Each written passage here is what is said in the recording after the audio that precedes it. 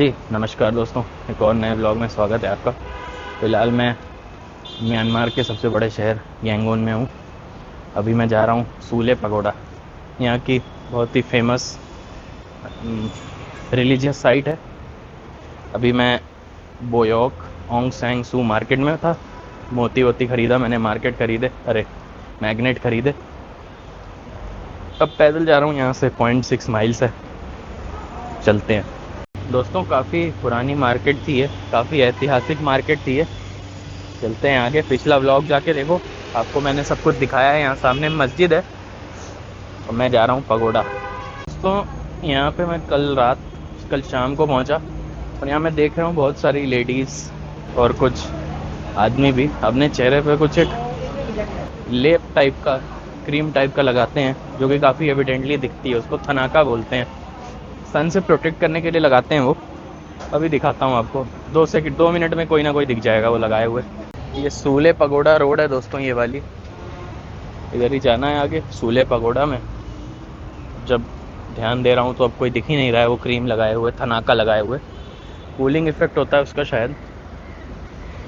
चलिए, ये Shangrila Ross hotel है यहाँ का, अभी बंद चल रहा है, कुछ कंस्ट्रक्शन चल रही है। सूले शंग्रीला यांगून। तो ये यहाँ का एक मॉल है, आपको विश्वास होगा, यहाँ पे रोलेक्स, राडो, एम्पोरियो, अरमानी जैसे शोरूम्स है भाई, मतलब गजब है। यहाँ क्या है, 80% छूट है इसमें। रेवलॉन देखो, सेल 80% ऑफ। दोस्तों यहाँ पे जो महंगी चीज़ें हैं, जैसे मोबाइल, लैपटॉप, कंप्यूटर, घड़ी, ये राडो का शोरूम देखा मैंने भाई। इनका प्राइस सब कुछ इन्फ्लेशन के हिसाब से, डॉलर का जो रेट है अनऑफिशियल मार्केट में 4500 से 5000, उस पर एडजस्ट हो गया है। सो ये मत सोचना कि आपको महंगी चीज़ें बड़ी सस्ती। मुझे पहले लगा, मैं घुस गया, मैं कहा भाई ये तो सेम इतने की इंडिया में मिल जाएगी, यही सब है। बाकी खाना पीना सस्ता पड़ेगा आपको, टैक्सी सस्ती पड़ेगी और कुछ नहीं। मतलब टूरिस्ट को जो रोज़मर्रा की छोटी मोटी चीज़ें हैं वो सस्ती पड़ेंगी। दोस्तों ये सामने है सूले पगोड़ा, बस यहीं जा रहा हूँ। ये रोड थी, मुझे लगता है इस ब्रिज से फ़ोटो बहुत बढ़िया आएगी। चढ़ें क्या? चढ़ने उतरने भर का ही रहूँगा मैं, छोड़ो। तो मेरे सामने है सूले पगोड़ा और ये रोड है, इससे आया मैं चल के। पानी ख़रीद लिया एक 750 चाट का। चलते हैं। ये आंटी मुझसे पता नहीं क्या बोलना चाह रही थी भाई। चलो दोस्तों, ये है पगोड़ा, 10,000 चाट की टिकट है यहाँ पे। चलो, गोल्डन कलर का पूरा आर्किटेक्चर है यहाँ का। इधर शेड बनी है, आप एक राउंड परिक्रमा कर सकते हो। to the planet. ओके। तो ये भाई मिल गए, Maybe समझा रहा है, पता नहीं this क्या is इसको पैसे Saturday. चाहिए लग रहा है। This Saturday. Hmm If you was born on Saturday, you should put water to the Saturday. Saturday program. Okay. For good. पीछे पड़ गया भाई ये, मैं इसको छोड़ के आगे जा रहा हूँ। मेरे पीछे पीछे आ रहा है। फ़ोटो खींची थी किसने, पता नहीं क्या लेके आ रहा है। ये देखो One भाई। week have 7 days, हाँ, but our count of 7, 8 days. 8 days होते हैं इनके उसमें। Because of दोस्तों ये आदमी अब मुझसे पैसे मांग रहा है, मैं समझ गया था, जा नहीं रहा है यहाँ से, पीछे पड़ गया है ज़बरदस्ती। अब इसको मैं धक्का, मैंने हटाया, मैं कहा हट भाई, ज़बरदस्ती घुमा रहा है। इतने कम टूरिस्ट हैं तब भी स्कैमर्स, वाह भाई वाह, मान गया मैं। What a impression. दोस्तों यहाँ पे बहुत सारे हाथ देखने वाले भी हैं, हॉरोस्कोप वाले, पामिस्ट्री बोलते हैं शायद इसको।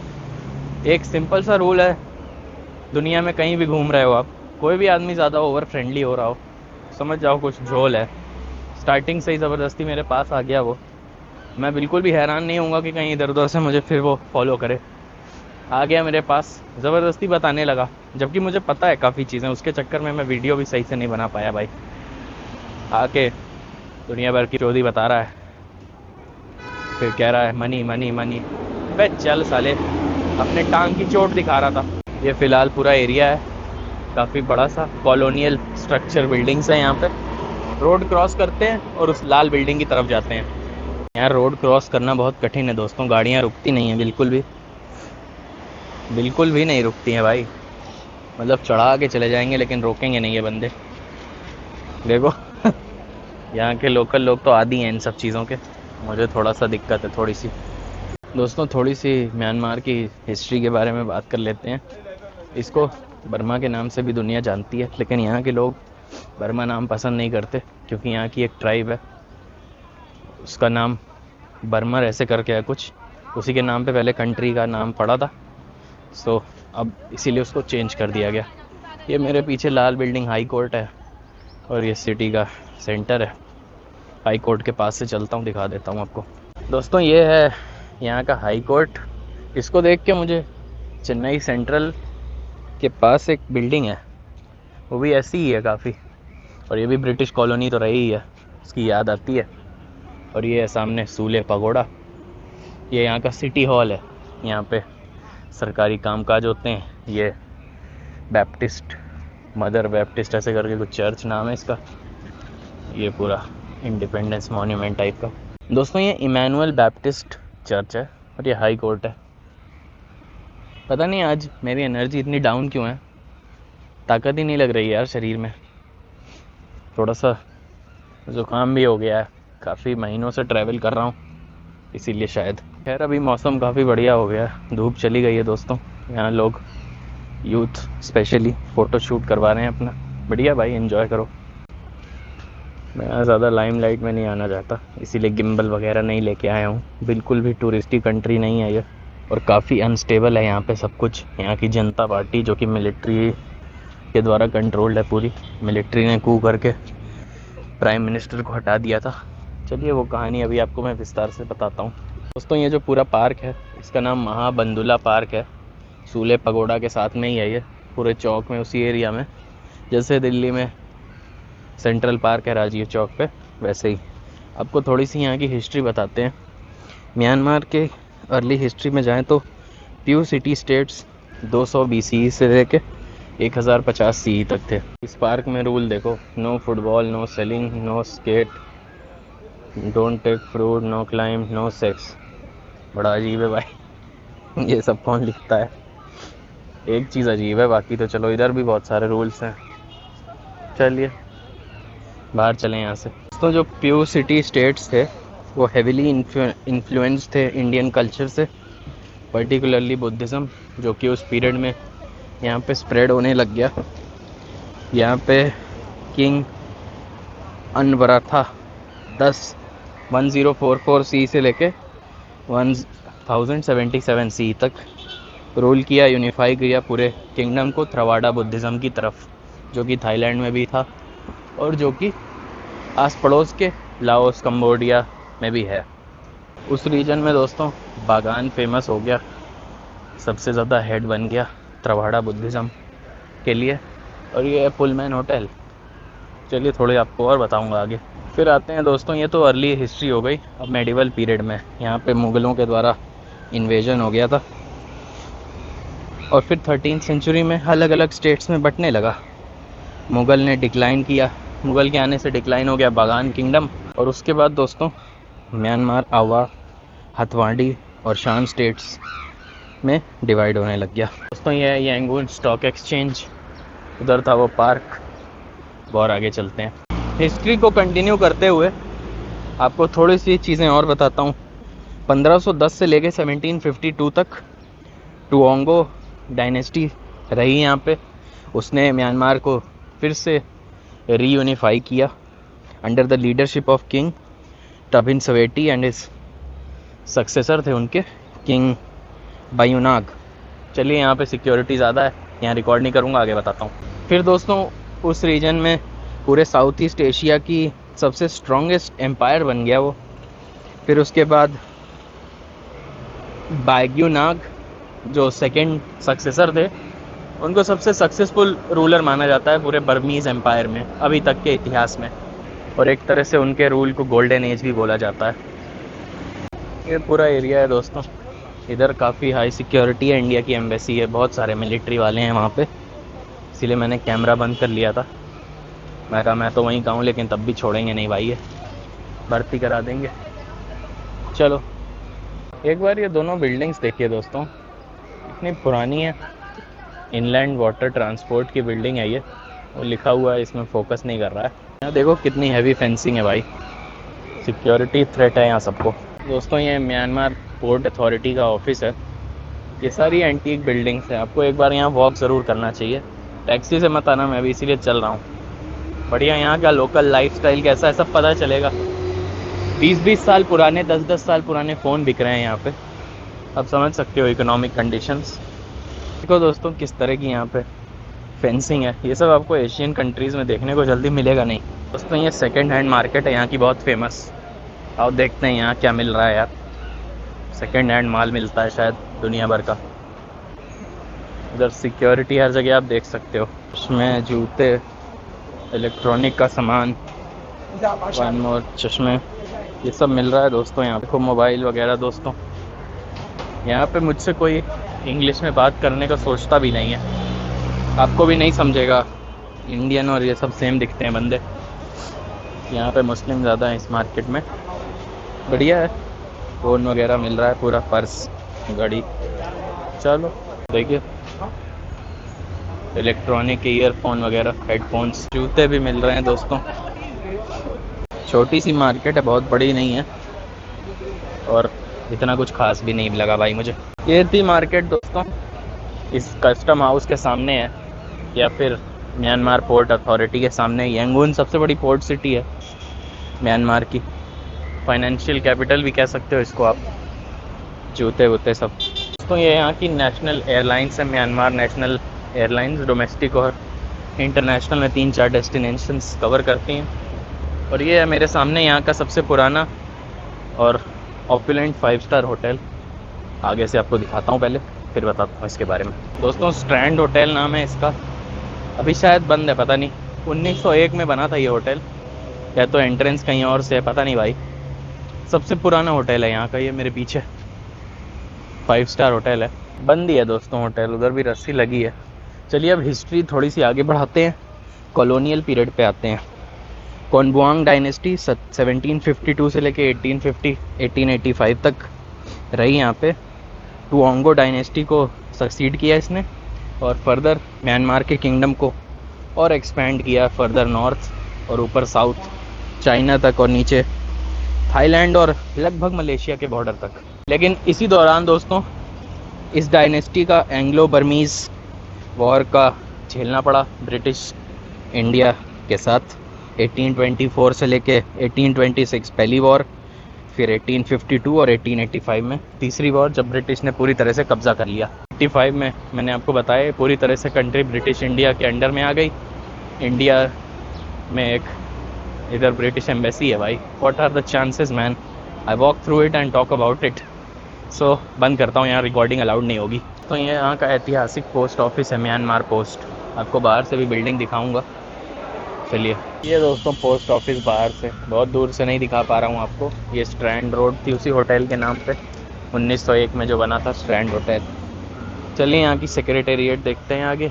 ऑलमोस्ट सब कुछ देख लिया इस एरिया में मैंने। तो ये महात्मा गांधी हॉल है, स्ट्रैंडेड है यहाँ पे, लेकिन यही है महात्मा गांधी जी के नाम पे। लेता हूँ बबल टी, सामने सेक्रेटेरिएट है, फिर वो दिखाता हूँ आपको। ये रेट है दोस्तों 3000 का।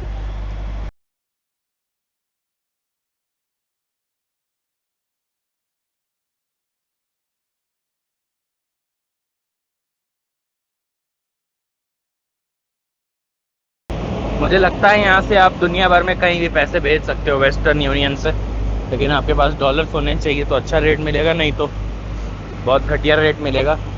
ये सेक्रेटेरिएट के सारे गेट्स बंद हैं, उधर एक खुला है, उधर से देखता हूँ। छोड़ो भाई, यहाँ का ट्रैफिक नहीं ख़त्म होता, अब रुक गई गाड़ियाँ। अब मैं जा रहा हूँ उधर। यहाँ एक गुरुद्वारा है, वो दिखाता हूँ आपको दोस्तों, मेरे होटल के पास ही है। वहाँ से 1 किलोमीटर होगा शायद। वैसे भी इसमें कंस्ट्रक्शन का काम चल रहा है, रेनोवेशन का, सॉरी। एम्बुलेंस जा रही है कि पाजी।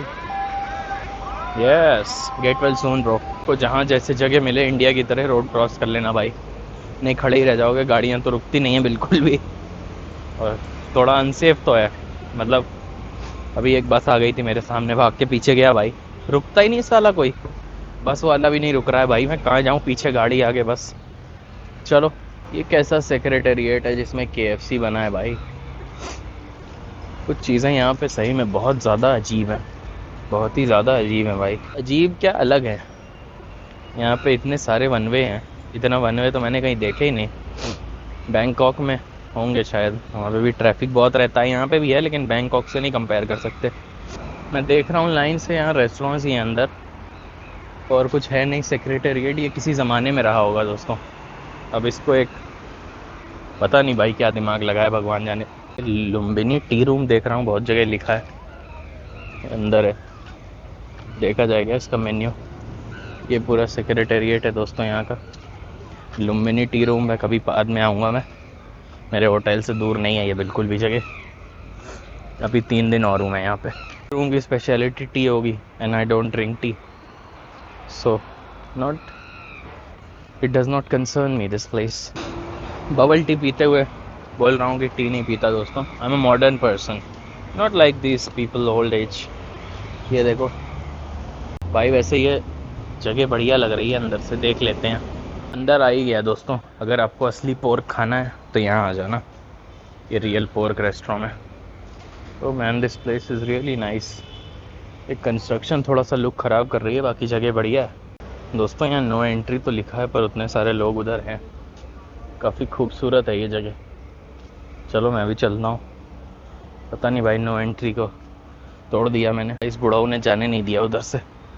बंदे तो जा रहे थे लोकल यार, मुझे नियम बता रहा है, बताओ ठीक है। अब इसमें क्या बोलूँ मैं, बट लोकल लोग गए मेरे सामने से 2-3। ओह, अब समझ आया दोस्तों मुझे। ये यहाँ टिकट है 5,000 की, अभी यहाँ से भेज रहे हैं साले। लोकल बंदों के लिए 1,000 की टिकट है और फॉरेनर्स के लिए 5,000 की। Well then I am not going, because सारा तो मैंने देख लिया ऐसे ही। सॉरी चचा, आपकी सैलरी थोड़ी सी कट हो जाएगी। Guided tour 50% discount. भाई चल, सारे इस जगह का गाइडेड टूर देगा, ऐसी जगह में 5 गुना पैसे क्यों दूं भाई मैं? घंटा नहीं दूंगा, वैसे भी पैसे कम है। ये पर लेने के बाद मेरे पास पैसे काफ़ी कम हो गए हैं, तो चलते हैं बाहर। दोस्तों सन 1905 में ये बिल्डिंग बनी थी, तब का सेक्रेटेरिएट होता था, ब्रिटिशर्स ने बनवाया था इसको, इसीलिए यहाँ के मेंटेनेंस वगैरह के लिए टिकट है। बाकी मैं जा नहीं रहा हूँ, और मैं इसलिए नहीं जा रहा हूँ क्योंकि वो गार्ड थोड़ी बदतमीज़ी से बुला रहा था। ये मुझे पसंद नहीं आया भाई उसकी बदतमीज़ी। 5,000 तो क्या ही भाई, 80-90 रुपये हो गए, भाड़ में जाओ, नहीं जाऊँगा। वैसे मेरे पास पैसे भी कम बचे हैं, एक और कारण है अंदर ना जाने का। और अभी यहाँ पे मुझे 3-4 मंदिर जाना है, वहाँ पे भी टिकट 10, 15, 20 हज़ार ऐसे ऐसे करके है। टैक्सी लेनी होगी। एक इंडियन आदमी मिला है, कह रहा है 1 लाख क्या दे देगा, 50,000 मेरे पास बचे हैं। चलो देखते हैं। ये है पूरा एरिया, एंट्रेंस यहाँ की, और ये यहाँ पे आपको नवयुवक घूमते हुए दिख जाएंगे। बढ़िया माहौल रहता है, आराम से आओ, फ़ोटो खिंचवाओ। इनके लिए टिकट नहीं है, 1,000 की है मतलब। हाँ जी, सत श्री अकाल दोस्तों। ये सामने है गुरुद्वारा यांगून का, लेकिन बंद है यार। मैं सोचा था अंदर चलूँगा, मत्था टेक लूँगा, लेकिन बंद है भाई। चलो कोई नहीं, जूम करके दिखा रहा था। ये देखो, नॉर्मल रोड की इस साइड हूँ मैं। इधर बच्चे फुटबॉल खेल रहे हैं यार, मैं भी खेलना चाहूँगा फुटबॉल। ये देखो, यस, नाइस शॉट। पीछे चर्च है, सेंट एडवर्ड्स कुछ नाम है उस चर्च का। ऐसा लग रहा है मैं किसी बड़े पुराने शहर में आ गया हूँ। हर जगह पुरानी पुरानी बिल्डिंग्स। गुरुद्वारा देख के तो बहुत अच्छा लगा। मंदिर, गुरुद्वारे, ये सब यहाँ दिखते हैं तो अच्छा है। पीछे लिखा हुआ है 1924, यानी कि ये गुरुद्वारा यहाँ पे 1924 से है दोस्तों। वाह भाई, शायद इंडियंस और चाइनीज़ यहाँ पे बहुत सारे माइग्रेट किए थे, उस समय बनाया होगा। दोस्तों आपको मैंने ब्रिटिश पीरियड से पहले 1885 तक की हिस्ट्री बता दी है म्यांमार की। अब आगे थोड़ा चलते हैं, ब्रिटिश रूल के बारे में बात करते हैं। सो 1886 से लेकर 1948 तक ये ब्रिटिश की कॉलोनी रही, इंडिया का ही पार्ट था। म्यांमार को 1937 तक ब्रिटिश इंडिया रूल करता था। उसके बाद इसको एक सेपरेट कॉलोनी बना दिया गया ब्रिटिशर्स द्वारा, और राज किया गया यहाँ पे। इस समय यहाँ पे काफ़ी सिग्निफिकेंट सोशल और इकोनॉमिक चेंजेस हुए। इंडियन और चाइनीज़ इमिग्रेशन बहुत बढ़ा यहाँ पे, इसीलिए यहाँ पे 1924 लिखा है। आप समझ सकते हो, इसी पीरियड में चर्च बना, गुरुद्वारे बने, चाइनीज़ टेम्पल्स बने होंगे, मुझे दिखा नहीं अभी तक। दोस्तों मैं घुस गया इस फुटबॉल फील्ड में, ये बच्चे जा रहे थे, मैं कहा चलो देखते हैं भाई, बढ़िया लग रहा है। अभी सिर्फ 3 लोग खेल रहे थे, अब काफ़ी सारे आ गए, इनका कोच भी है यहीं पे। लोग काफ़ी सीरियसली फुटबॉल खेलते हैं, मैं इंटरफियर नहीं करूँगा, कोच मुझे घूरने लगा, रिकॉर्ड कर रहा था मैं। चलिए आपको मैं ब्रिटिशर्स का और बताता हूँ। तो यहाँ पे दोस्तों इंडियन और चाइनीज़ के बढ़ने से यहाँ के जो लोकल निवासी थे, लोग थे जो ऐसे ऐसे घरों में रहते थे, उनमें काफ़ी एग्रेशन बढ़ गया और वो चाहते थे कि हमें अलग करो। अर्ली 20th सेंचुरी में, इस बस को जाने दो या अगली वाली भी। इधर एक चर्च है। फिर दोस्तों वर्ल्ड वॉर 2 का टाइम आ गया और इस कंट्री को इसकी इंडिपेंडेंस मिली। 1942 से 1945 तक काफ़ी स्ट्रगल हुआ। ये देखिए कैथलिक आर्च बिशप्स हाउस, अच्छा चर्च दूसरी साइड है, ठीक है ठीक है, मुझे एक आगे भी चर्च या मंदिर जैसा कुछ दिख रहा है।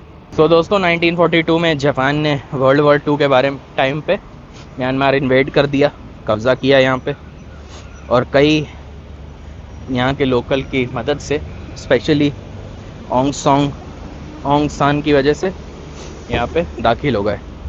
जापानीज़ बहुत ही जल्दी काफ़ी अग्रेसिव हो गए इस कंट्री की तरफ से, और बर्मीज़ ने दूसरा साइड पकड़ लिया, जापानीज़ को छोड़ दिया, उनके अगेंस्ट हो गए पूरे बर्मा के लोग, फिर उनको छोड़ना पड़ा जापान। वर्ल्ड वॉर 2 ख़त्म हुई दोस्तों 1948 में, और कंट्री ने इंडिपेंडेंस ले ली ब्रिटिशर्स से।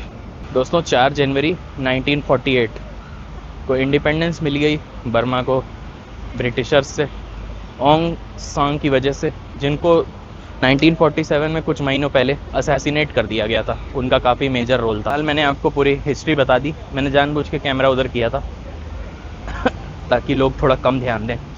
मेरे मुंह पे कैमरा रहता है तो सब घूर के जा रहे हैं भाई सारे लोग, और मुझे 2 जगह मिलिट्री पुलिस ने टोक दिया कैमरा बंद करो, इसीलिए कैमरा सामने की तरफ था, नहीं तो ऑब्वियस सी बात है भाई माइक ऑन है। जब हिस्ट्री बता रहा, कुछ भी बोल रहा हूँ तो अपनी तरफ रखूँगा, लेकिन यहाँ पे आप समझ लो थोड़ा सा इग्नोर करना ये चीज़ें। अब जा रहा हूँ सेंट पॉल्स कैथीड्रल चर्च देखने, और बाकी मॉडर्न हिस्ट्री यहाँ की इंडिपेंडेंस की बात से बाद में बताऊँगा। फिर से यही हो रहा है, सब देख रहे हैं, बंद करता हूँ। सब देख रहे हैं, मुझे उससे प्रॉब्लम नहीं है, वो तो आदत हो गई है दोस्तों, लेकिन यहाँ कुछ लोग बड़ा अग्रेसिव लुक देते हैं, जो जैसे सड़क पे सो रहे होते हैं या गरीब होते हैं, इसीलिए आप समझो मेरी बात। और यहाँ पे बसेस काफ़ी चलती हैं, पर गूगल मैप पे रूट नहीं है यार, सो मैं समझ नहीं पा रहा हूँ, और कोई अलग सा ऐप भी नहीं है। ओमनी फोकस पता नहीं क्या है, YBS। और जैसे बांग्लादेश में बहुत लोग ये लुंगी पहन के घूमते हैं, यहाँ पे भी ऐसे ही हैं, पर ब्राउन कलर की ज़्यादा है, और ये लोग इसको लॉन्जी बोलते हैं, जैसे ये भाई साहब ने पहनी है, लुंगी नहीं लॉन्जी थोड़ा सा प्रोनाउंसिएशन अलग है। और ये देखिए कबाब के राजा दा रेस्टोरेंट। दोस्तों मैंने गलती से शायद सेंट पॉल्स बोल दिया, सेंट मेरीज कैथीड्रल है, कैथीड्रल, और ये भी बंद है। भाई सब कुछ बंद क्यों है? गूगल मैप पे साला ओपन दिखा रहा है, यहाँ गूगल मैप पे विश्वास मत करना, बार बार से देख के आ जाओ बस, ठीक है कोई नहीं। फ़ोटो खींच लेता हूँ बाहर से चर्च की, कोई है भी नहीं जो मेरी भी खींच दे। चलिए दोस्तों अब वापस अपने होटल जा रहा हूँ, इस वीडियो में इतना ही। Thank you for watching, take care, like share और सब्सक्राइब कर दो भाई, यहाँ तक वीडियो देख ली तो प्लीज़ कर ही दो। अब रखता हूँ फ़ोन, बाय बाय।